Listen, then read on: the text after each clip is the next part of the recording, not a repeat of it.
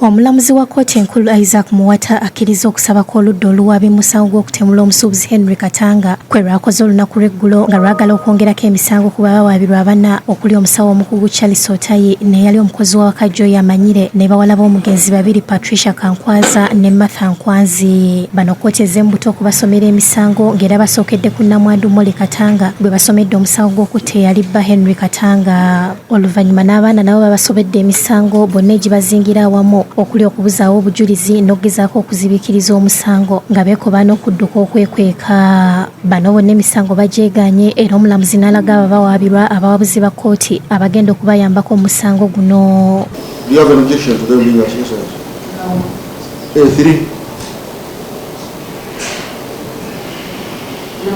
Abawabuzi ba kkooti bakubye ebirayiro.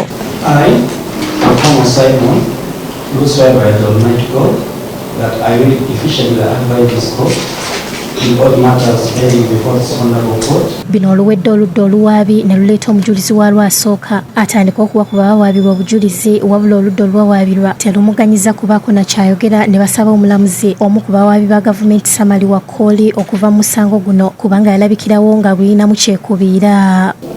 The prosecution had facts before evidence regarding those facts had ever been supplied. Oludda oluwaabi nga lukulemberwamu Jonathan Muwaganya lusabye kkooti obudde basobole okubaako ne kyebaddamu ku nsonga y'obutaagala munnaabwe Samali Wakoli mu musango guno era omulamuzi n'awummuzaamu kkooti okumala ebbanga. Oluvannyuma kkooti ezzeemu era Muwaganya n'awakanya ebireeteddwa oludda oluwawaabirwa era ng'ategeezezza nti bo ng'oludda oluwaabi bwe balina enkizo okubaako n'obujulizi oba ebiwandiiko bye bafuna newankubadde nga tebinnafulumizibwa mu lwatu.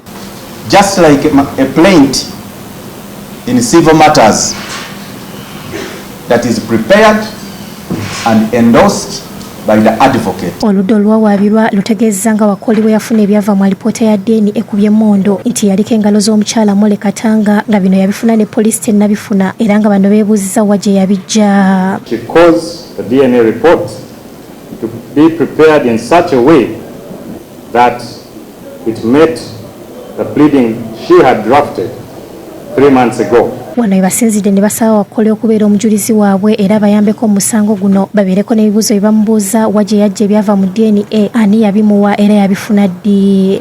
That, my lord, is the crux of the dispute that we are dealing with in this matter. And we are saying that somebody must come and tell us where she got those facts from.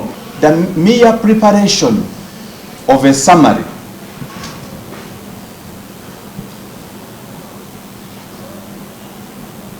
does not make a prosecutor a witness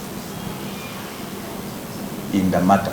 Omulamuzi omusanga gwongezaayo okutuusa nga 9 omwezi guno nga wano wagenda okuweerako ensala ye oba Wakoli ava mu musango guno oba nedda oba abeera omujulizi w'oludda oluwawaabirwa oba nedda. Joseph Innocent Senfuma yakusakidde eggwire lino ku Lwabukedde TV.